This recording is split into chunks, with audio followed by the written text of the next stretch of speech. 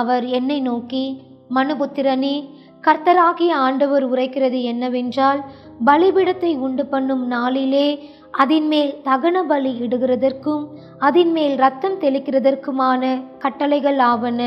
எனக்கு ஆராதனை செய்கிறதற்கு என்னிடத்தில் சேருகிற சாதோக்கின் வம்சத்தாரான லேவி கோத்திரத்தாராகிய ஆசாரியர்களுக்கு நீ பாவ நிவாரண பலியாக ஒரு இளங்காளையை கொடுப்பாயாக என்று கர்த்தராகிய ஆண்டவர் சொல்லுகிறார். அதன் இரத்தத்தில் கொஞ்சம் எடுத்து அதன் 4 கொம்புகளிலும் சட்டத்தின் 4 கோடிகளிலும் சுற்றி இருக்கிற விளிம்பிலும் பூசி பாவ நிவர்த்தி செய்து அதை சுத்திகரித்து பின்பு பாவ நிவாரணத்தின் காளையை கொண்டு போய் அதை ஆலயத்திலே பரிசுத்த ஸ்தலத்துக்கு புறம்பாக குறிக்கப்பட்ட இடத்திலே சுட்டெரிக்க வேண்டும். 2ஆம் நாளிலே பழுதற்ற ஒரு வெள்ளாட்டு கடாவை பாவ நிவாரணத்துக்காக பலியிடுவாயாக. அவர்கள் இளங்காளையினாலே பலிபீடத்தை சுத்தி செய்தது போல பாவ நிவாரணம் செய்ய வேண்டும். நீ பாவ நிவாரணத்தை முடித்த பின்பு பழுதற்ற ஒரு இளங்காளையையும் பழுதற்ற ஒரு ஆட்டுக்கடாவையும் மந்தையில் இருந்து எடுத்து பலியிடுவாயாக. அவைகளை கர்த்தருடைய சந்நிதியில் பலியிடுவாயாக. ஆசாரியர்கள் அவைகளின் மேல் உப்பு தூவி அவைகளை கர்த்தருக்கு தகன பலியாக இடக்கடவர்கள்.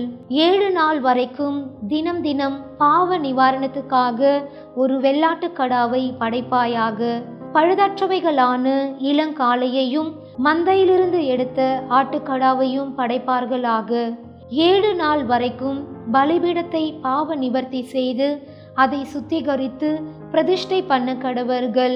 அந்நாட்கள் முடிந்த பின்பு 8ஆம் நாள் முதல் ஆசாரியர்கள் பலிபீடத்தின் மேல் உங்கள் தகன பலிகளையும் உங்கள் ஸ்தோத்திர பலிகளையும் படைப்பார்களாக. அப்பொழுது உங்களை அங்கீகரிப்பேன் என்று கர்த்தராகிய ஆண்டவர் சொல்லுகிறார். மத்தேயு 5ஆம் அதிகாரம் வசனம் 13 முதல் 20 வரை. நீங்கள் பூமிக்கு உப்பாயிருக்கிறீர்கள். உப்பானது சாரமற்று போனால் எதினால் சாரமாக்கப்படும்? வெளியே கொட்டப்படுவதற்கும் மனுஷரால் மிதிக்கப்படுவதற்குமே ஒழிய வேறு ஒன்றுக்கும் உதவாது. நீங்கள் உலகத்துக்கு வெளிச்சமாயிருக்கிறீர்கள். மலையின் மேல் இருக்கிற பட்டணம் மறைந்திருக்க மாட்டாது. விளக்கை கொளுத்தி மரக்காலால் மூடி வைக்காமல் விளக்கு தண்டின் மேல் வைப்பார்கள். அப்பொழுது அது வீட்டில் உள்ள யாவருக்கும் வெளிச்சம் கொடுக்கும். இவ்விதமாய் மனுஷர் உங்கள் நற்கிரியைகளை கண்டு பரலோகத்தில் இருக்கிற உங்கள் பிதாவை மகிமைப்படுத்தும்படி உங்கள் வெளிச்சம் அவர்கள் முன்பாக பிரகாசிக்க கடவது. நியாய பிரமாணத்தை ஆனாலும் தீர்க்க தரிசனங்களை ஆனாலும் அழிக்கிறதற்கு வந்தேன் என்று எண்ணிக்கொள்ளாதேயுங்கள். அழிக்கிறதற்கு அல்ல, நிறைவேற்றுகிறதற்கே வந்தேன்.